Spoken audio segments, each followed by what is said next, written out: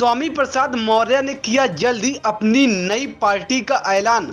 Samajwadi party राष्ट्रीय महासचिव स्वामी प्रसाद मौर्य ने इस्तीफा देने के बाद जल्द ही नए दल को बनाने का ऐलान करते हुए दिखे।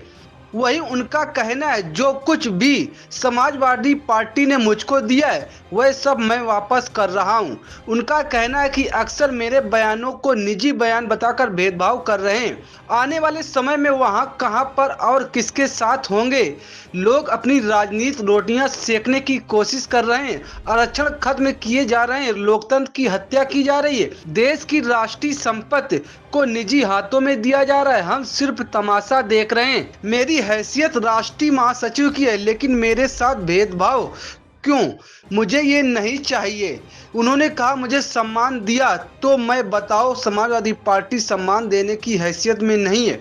आज सत्ता में नहीं, सम्मान देने की हैसियत में नहीं है। जो कभी सपा से नहीं जुड़े थे उनको भी जोड़ा। जब वहां पर मेरे अभियान का मजाक उड़ने लगा, तमाम छुटभैया नेता शेख चिल्ली बघारने लगे। राष्ट्रीय अध्यक्ष को अवगत कराया गया, लेकिन उस पर लगाम नहीं लगाया गया। आज मेरे पत्र को भी अहमियत नहीं दी गई। इस बात का प्रतीक है कि कहीं न कहीं अखिलेश जी का सह था। पहली बात तो उन्होंने आरोप क्या लगाया है उसकी विरोध जानकारी नहीं है। हाँ, पत्रकारों के माध्यम से मालूम हुआ है कि उन्होंने कहा है कि मैं किसी के दिल में क्या है उसको कैसे जान सकता हूँ। दिल में जाने और जानने की ज़रूरत नहीं है। 13 फरवरी को जो मेरा इस्तीफा पत्र है उसमें सब स्पष्ट है। उस बात को जानने की कोशिश करनी चाहिए, जिसको मैंने 12 फरवरी को व्यक्तिगत भी बात किया था और 13 फरवरी को पत्र के माध्यम से भी अवगत कराया था कि मैं जब से समाजवादी पार्टी में आया लगातार जनधार बढ़ाने की कोशिश की। पहले ही दिन मैंने नारा दिया था 85 तो हमारा है, 15 में भी बंटवारा है। बहुजन समाज में जन्मे संतों, गुरुओं, महापुरुषों ने, सामाजिक परिवर्तन के महानायकों ने जो लड़ाइयाँ लड़ी थी, उन्हीं की विचारधारा को आगे बढ़ाने की दिशा में मैं इस देश के आदिवासियों, दलितों, पिछड़ों, महिलाओं, मजलूमों, मजदूरों, किसानों को जोड़ने का अभियान चलाया। लेकिन कुछ यथार्थवादी ताकतें जो समाजवादी पार्टी के नाम पर लाभ तो लेती हैं, लेकिन समाजवादी पार्टी के वोट बैंक के साथ खिलवाड़ करती हैं। और जब जब मैंने ऐसा कोई भी कदम उठाया तो निजी बयान कह करके उसका उपहास उड़ाया गया। बहुजन समाज पार्टी से आने वाले नेताओं के फलस्वरूप ही हुई है। इसलिए अगर देने की बात होती है तो मैंने उनको दिया है, उनका वोट बढ़ाया है। जो कभी समाजवादी पार्टी से नहीं जुड़ते थे उनको भी जोड़ा है। लेकिन जब वहाँ पर मेरे अभियान का मजाक बनाया जाने लगा, तमाम छुटभैये नेता शेख चिल्ली बघाड़ने लगे, बड़ी बड़ी बातें करने लगे। राष्ट्रीय अध्यक्ष जी को अवगत करने के बावजूद भी उस पर लगाम लगाने के बजाय आज मेरे पत्र को भी गंभीरता से न लिया जाना इस बात का प्रतीक है कि कहीं न कहीं ऐसे तत्वों के पीछे अखिलेश जी का सह था। अन्यथा अगर ईमानदारी से समाजवादी पार्टी की जनधार को बढ़ाने के प्रश्न में होते तो उन पर समय रहते अनुशासनहीनता का कार्रवाई करते। लेकिन बहरहाल वो जो कुछ भी हमें दिए हैं कुछ तो वापस कर दिया, कुछ वापस हो जाएगा। मैं पद के पीछे नहीं भागता हूँ। मैंने सदैव वैचारिक लड़ाई लड़ी है, विचारों के साथ खड़ा रहा हूँ। वैचारिक टकराहट जब भी कभी मौका आता है तो मैं पहाड़ से भी टकराने की हिम्मत रखता हूँ। रही बात इस देश के अनुसूचित जाति, अनुसूचित जनजाति, पिछड़े देश की महिलाएं, नहीं अनेक मौके पर कहे ये निजी मौर्य जी का निजी बयान है।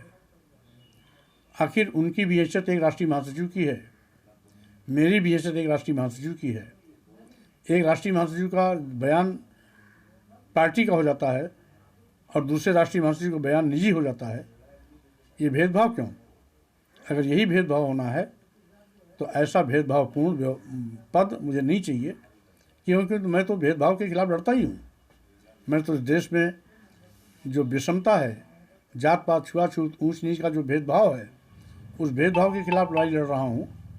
और मेरे साथ भी यदि कोई भेदभाव होता है, पद के साथ भेदभाव होता है, गरिमा के साथ भेदभाव होता है, तो स्वाभाविक रूप से मैं उस पर प्रतिकार करूँगा ही करूँगा, और जो 13 फरवरी के पत्र में स्पष्ट है।